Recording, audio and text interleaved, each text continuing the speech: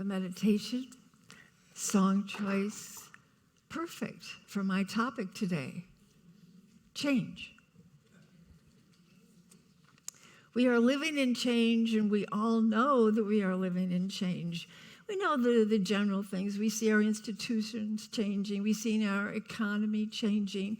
We see relationships with countries that are changing. Weather patterns are changing. We see the immigration systems changing as we've dealt with specifically in our city. So this change, constant, we know that. Think about some of the other bigger changes. NASA and Elon Musk are racing us into the moon and to the Mars. We might expect colonies in the moon and on Mars within some of our lifetimes. And there's changes in technology, which I think are the most significant for us. You can put a handset or a headset on and you can go anywhere in the world with virtual reality. Driverless autos are going to become the norm, not the exception. And think about what's happening with robotics. I've heard that in China you can buy a robot as a servant for $13,000. There's a company in Boston now that is doing the same. So it's not just elsewhere, it's happening here. You can get a dog, now a robotic dog, for $6,000. And it won't get sick on you, which is a good thing, okay?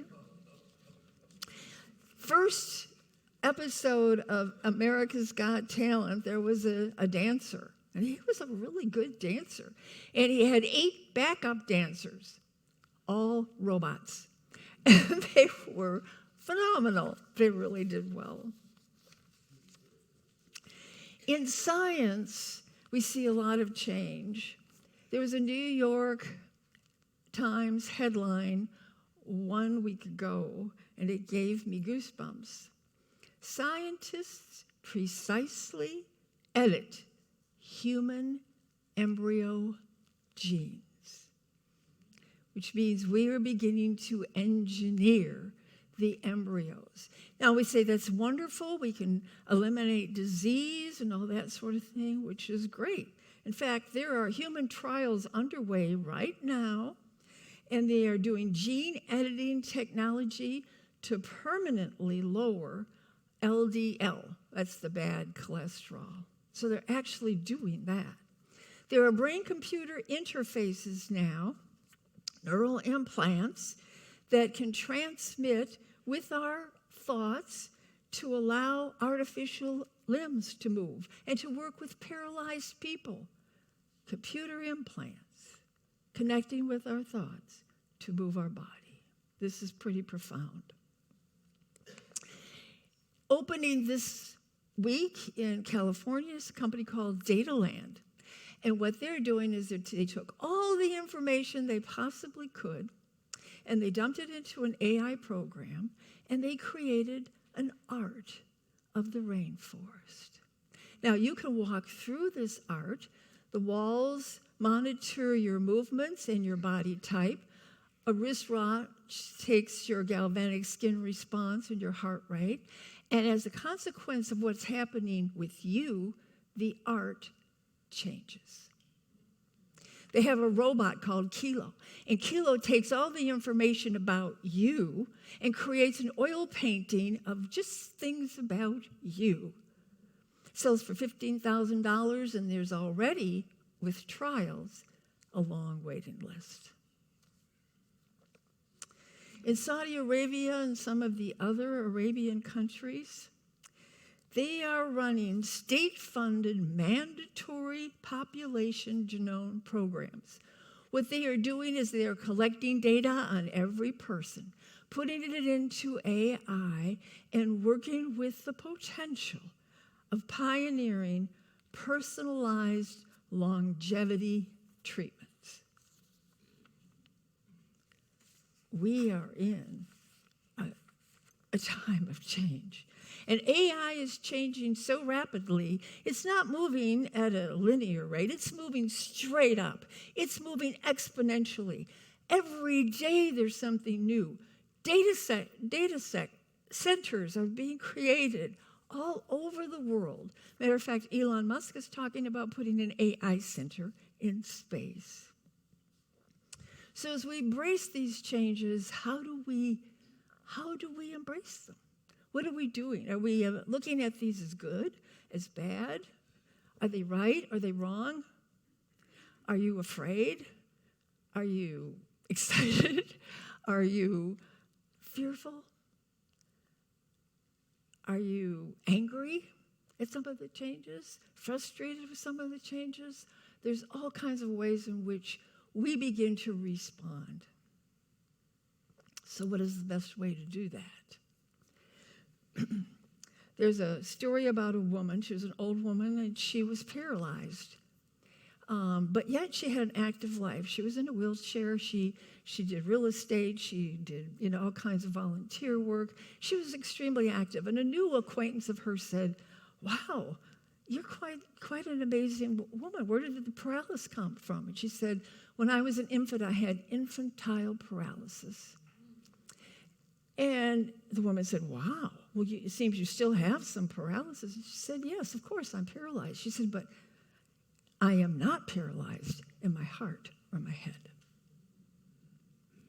And that's what we need to remember, that if we can come from our heart, where we can feel love and compassion and acceptance and understanding and forgiveness and all those wonderful things that come from the heart, we can begin to accept change in a more powerful way, or embrace change in a more powerful way.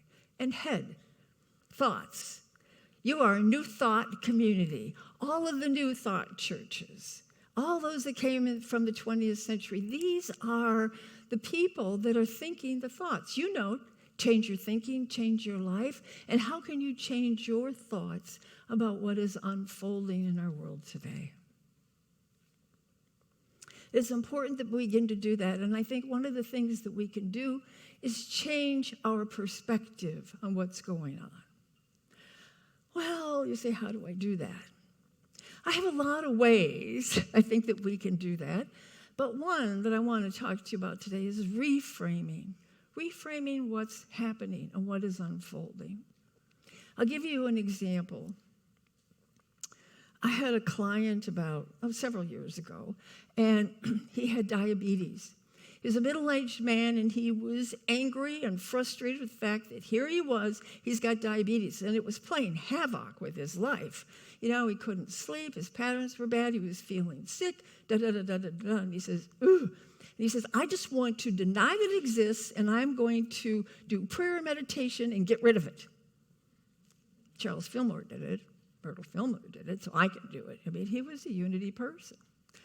But we know that when you're angry and frustrated, your prayers and meditations aren't quite so powerful.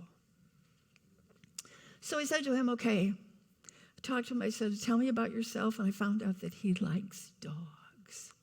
So I said, okay, let's reframe this diabetes from this monster, and let's make it a puppy. Well, what do you do with a puppy? First of all, you feed it good food, and you feed it regularly so that it, in fact, grows into a better puppy. What's the second thing you do? You take it out for walks. You walk it so that it can do its elimination system. Dogs love to be outside. Third thing, you give it love. You love it. You take care of it. You groom it. You give it things. You make sure all its needs are met. So this middle-aged man reframed his diabetes into a puppy. He named the puppy Henry. Excuse me. And he took and he fed Henry. He would eat regular meals and good meals. He started to go for walks in the morning, after work, and then sometimes even at lunch. And gradually he began to take better care of himself. And he told me he began to love himself. And his prayers and meditation were becoming quite profound and easing any pain that he felt in his heart. Later on, he told me, I am very grateful for the disease of diabetes it changed my life because he reframed it. Now that's a small thing, and we can do that with things in our lives. What about this big, massive, worldwide change that we are experiencing? What do we do with that? I think there's a powerful metaphor that we can use, and it is the great transformation of the caterpillar to the butterfly. Okay, we know that story. The caterpillar comes from an egg, and it gobbles, gobbles, gobbles, gobbles, gobbles. It grows 100 times its size until it becomes a pretty large entity, and then it moves into the chrysalis. And in the chrysalis, the caterpillar begins to disintegrate. Now, I choose to believe that that's not a painful process, but nonetheless, it is disintegrating and it becomes a soup-like substance. Yet in the middle of the soup are what are referred to as imaginal cells. Imaginal cells or imaginal discs. And these imaginal cells carry the idea, the concept, the vision, the DNA for the butterfly. Now, in the chrysalis, it just waits until the environment is right. Sometimes the chrysalis can last much, much, much, much longer than the caterpillar or the butterfly, because this is the time of enormous change. And those imaginal cells then begin to grow and grow and grow. And as those imaginal cells become greater and greater, eventually all that soup gets pushed out into the wings of the butterfly. It comes out of its cocoon and it flies away as the beautiful creature that it is. What if that is a metaphor for what is happening in our world? Okay? What if we are caterpillars, gobbling up all of the resources, and we've been eating and gobbling, and we've been growing and growing in size in an immense way? And what if there is a chrysalis forming now, wherein, and this is the metaphor, so that doesn't mean total destruction here. I don't mean to propose that. But there is this change going on, major change. And in the midst of this change, there are imaginal cells. What if you, the new thought people, the unity people, are the imaginal cells? We are the ones who can hold the concept, the vision, the idea for something that is greater. We have to let go of the lesser in order to embrace the greater. So yes, things are going to change. We are going to lose some things the way they are. Things are going to change in a big way. But what if we begin to imagine that and we are instrumental in that which is going to unfold? I do a lot of study with Jungian psychology, and most Jungian psychologists around the country are talking about this time right now as a threshold into moving something greater. Who knows what we are going to become? Who knows what great things are going to be happening? It's a powerful metaphor because it reminds us that all is unfolding in divine right order. And I want to tell you that in these imaginal cells, we hold the truth of who and what we are.